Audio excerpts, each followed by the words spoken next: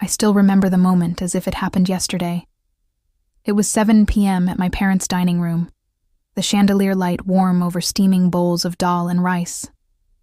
My mother served plates, my father took his seat, and my brother was upstairs on his phone. I took a deep breath.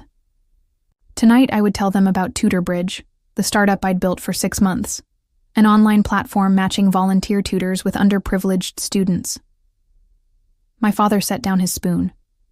"What's this big idea you've been hinting at?" he asked, slicing roti. I tried to steady my voice. "It's a platform. Volunteer tutors for low-income schools. Prototypes live. 2 NGOs on board." My mother paused, ladle in hand. "Volunteer tutors? For free? Why not get a stable job? You have an economics degree. Companies are hiring." Heat rose to my face. I want to do something meaningful. Education is my passion. Lack of resources holds kids back. This could help. My father shook his head. "Noble, but how do you keep the lights on? How does it make money? Or is it charity?"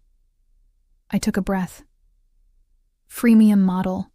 NGOs pay for analytics, progress reports, tutor vetting, dashboards. Tutors give time. Schools pay a small fee. Projections show break-even in 18 months. My mother laughed, not kindly. 18 months? You can't pay your rent. This sounds like a hobby. When will you get a real job?" I stared at my plate, the food too hot to touch. "I'm serious. I've coded, met community leaders, talked to users. It's not a hobby." My father leaned back. "Look, you're smart, but the world doesn't need another idealistic project. Find a stable position first." I closed my eyes, disappointment blooming. This was my purpose. Their words, wrapped around me like a cold fog. I nodded. "I'll think about it." Dinner ended in silence. My brother grabbed a plate, said, "Good luck with whichever job you pick," then returned upstairs. My mother forced small talk. By 7:45 p.m., I left feeling smaller than ever. Upstairs, I kicked off my shoes and stared at my laptop. TutorBridge glowed with potential. User signups, pilot feedback, a seed grant. Yet my parents' doubts echoed louder. I lay on my bed, recalling their words. Hobby. Gamble. Get a real job. Doubt whispered, maybe they were right. But then I saw the kids' faces. The shy 9th grader who barely spoke English until an ESL tutor helped him. The girl who lit up when fractions were explained with candy. Their potential was real. I opened the dashboard. 6 tutors, 4 schools, 20 active students. A message from Ms. Patel. "Thank you for changing our students' lives." My chest tightened. By midnight, I was drafting emails to nonprofits, refining code, reaching out to angel investors. Their ridicule had become fuel. I closed the laptop at 2 a.m., exhaustion washing over me, but sleep eluded me. My notepad filled partnerships, revenue streams, marketing. I wouldn't let this die. Over 3 months, I poured everything into TutorBridge. Days in a co-working space, writing algorithms, building payment systems, designing an interface usable even in remote villages. Nights I pitched local businesses, recruited volunteer tutors, met NGO directors. Every no hardened my resolve. My parents noticed I skipped dinners. They asked why I left work so late. I said I had many projects, never mentioning TutorBridge. When they urged me to get a corporate role, I nodded. At home, our relationship felt strained, as if my dreams placed a wedge between us. But their dismissal fueled me. Then one afternoon in early November, my phone buzzed at 10:13 a.m. An email from Harmony Schools, a network of charter schools. Subject, pilot program interest. My heart thudded. We'd love to integrate TutorBridge this spring. Harmony had 1,200 students. If they signed on, TutorBridge would jump from a few users to hundreds. I dialed my co-founder, Sarah. "Harmony wants us. Launch in January." She laughed. "Huge. We need tutor recruitment, server scaling, onboarding docs." We knew this was the tipping point. At 10:34 a.m., I emailed my parents. Good news about this project. My father sent a and congrats. My mother wrote, "Proud of you, dear," with a heart. Polite, distant. But I smiled. It was something. By January, TutorBridge was live with Harmony schools. The first day was chaos. Tutors missed sessions, rosters came late, dashboard crashed. At 1:15 p.m., I sat before my laptop, sweat on my forehead, support tickets piling up. 3 hours of calls with IT, admins, and tutors, decoding errors, reconfiguring servers, sending new guides. My hands ached, eyes burned. But when a tutor connected with a student, I felt triumph. By 6 p.m., half the users were online. I messaged Sarah. We did it. Investors resurfaced. At 3 p.m. on a Friday in February, a LinkedIn message from Elena Zhao, partner at EduImpact Ventures. "Heard about your Harmony pilot. Let's talk." My heart raced. EduImpact was a top impact investor. If they backed us, everything changed. I scheduled a call for Tuesday at 11 a.m., rehearsing my pitch all weekend. On Tuesday at 11:02 a.m., my laptop rang. Elena appeared, sharp suit, confident smile. She asked about market size, revenue model, team capacity, impact metrics. When she asked, "What keeps you up at night?" I took a breath. "Scaling too fast without support. I want sustainable growth so no community is left behind." She nodded, scribbled notes.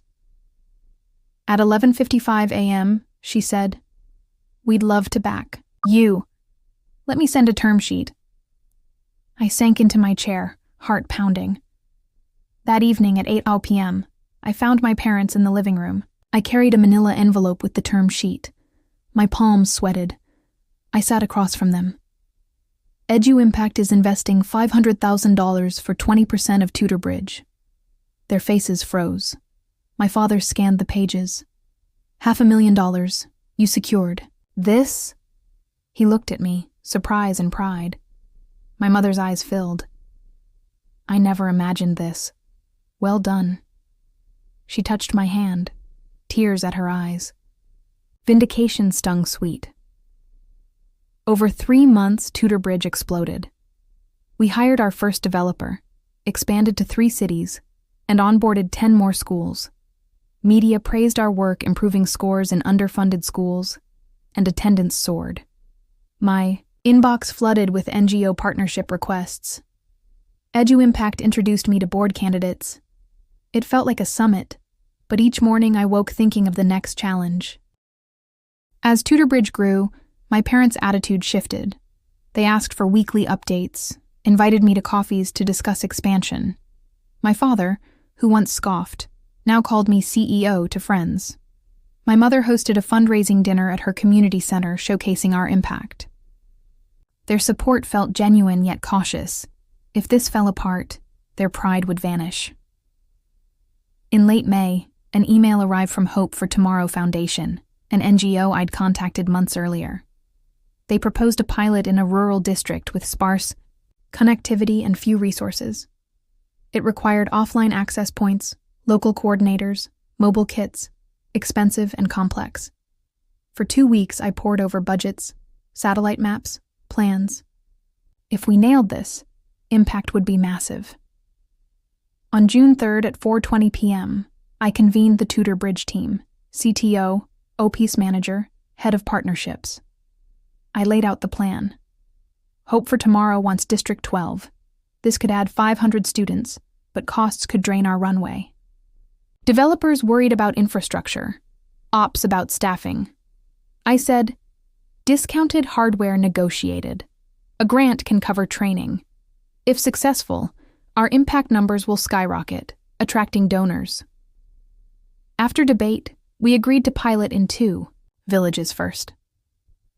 At 6 a.m. next morning, I was in an Uber to the airport, heading to the district. I packed lightly. Laptop, hard drive, contracts. My parents learned via group chat. I'd said, traveling for an important project. My mother replied with prayers and emojis. My father sent a. Their anxiety was clear. What if I failed? But I reminded myself why I was here, giving kids a fighting chance.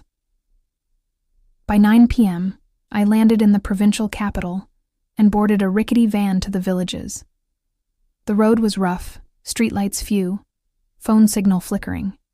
Darkness surrounded me as I thought of my parents' skepticism. I steadied myself. At midnight, I arrived at the first village.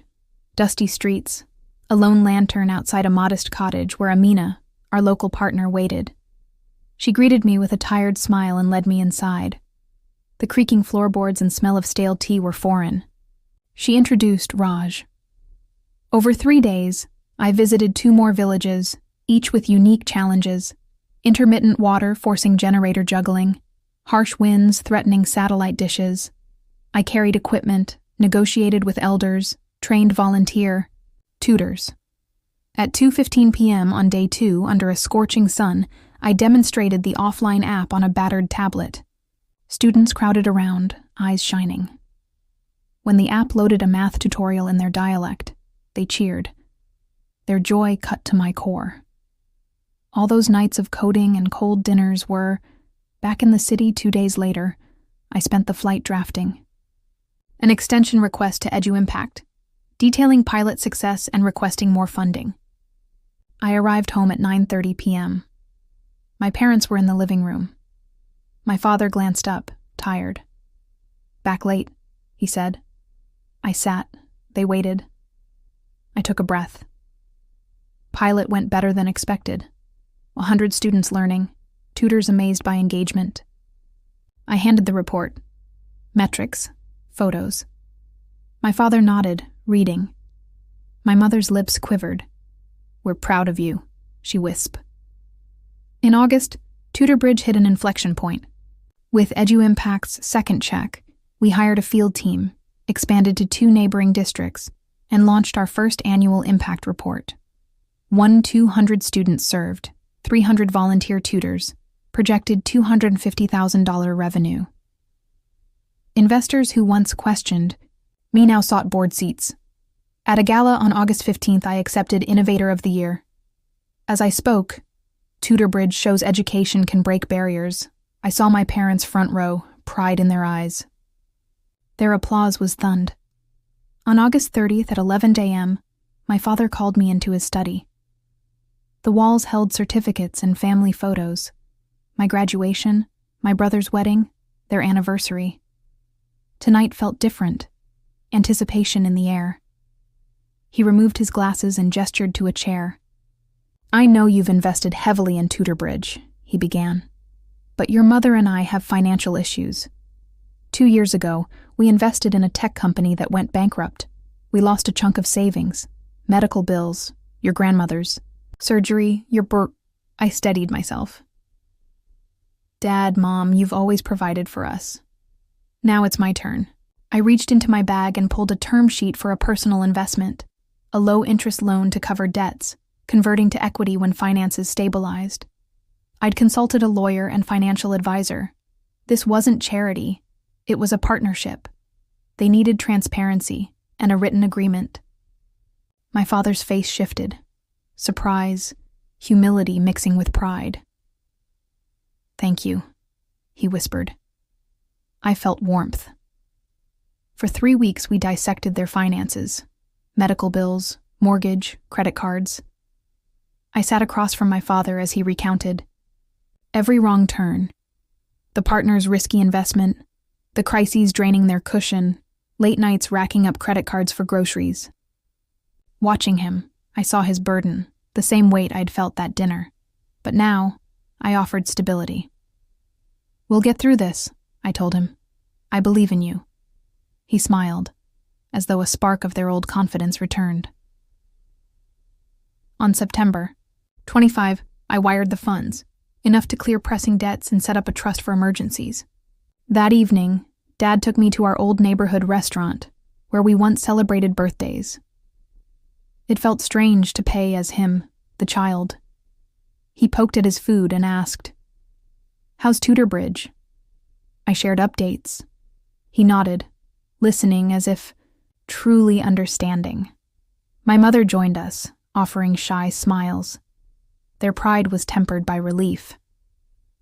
In early October, I began receiving their updates, proofs of payment, grandmother's care budgets, and a proposal from my mother to start a home-based crafts business with leftover funds.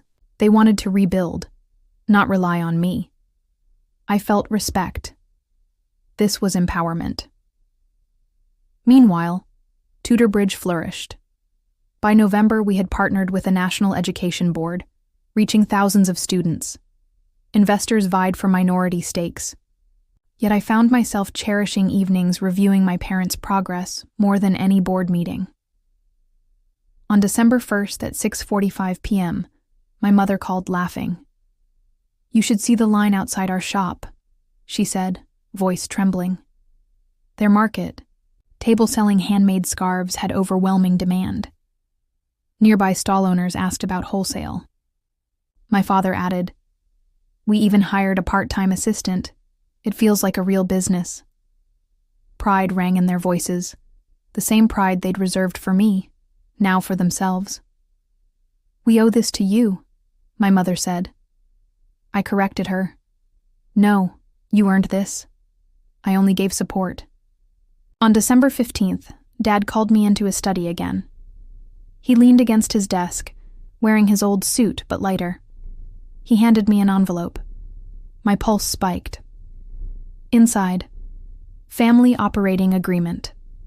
It outlined shared responsibilities, profit sharing for the crafts business, and a clause to buy back my investment once they rebuilt savings. He said, "Make this official. Treat it like any professional venture. Clear agreements matter, just like you taught us." I felt a lump in my throat. That evening, I returned to my apartment, slumping onto the couch as winter's chill settled. I reflected. The dinner where they ridiculed me, the sleepless nights coding, the Harmony pilot triumph, remote villages, and finally investing in my parents. The emotional rhythm, doubt, determination, vindication, humility, generosity, had been a roller coaster. Now, as I stared at the city lights, I felt serenity. In giving them a lifeline, I'd come full circle, from the child seeking approval to the adult offering support. On New Year's Eve at 11:59 p.m., my parents and I gathered in their living room. Fireworks buzzed outside. My father lifted a glass of cider. "To new beginnings," he said, smiling. My mother joined, tears shining. I raised mine, to believing in each other, even when the road is tough. We clinked glasses. Midnight struck. The sky exploded in color. I felt every doubt fall away and knew our story was just beginning.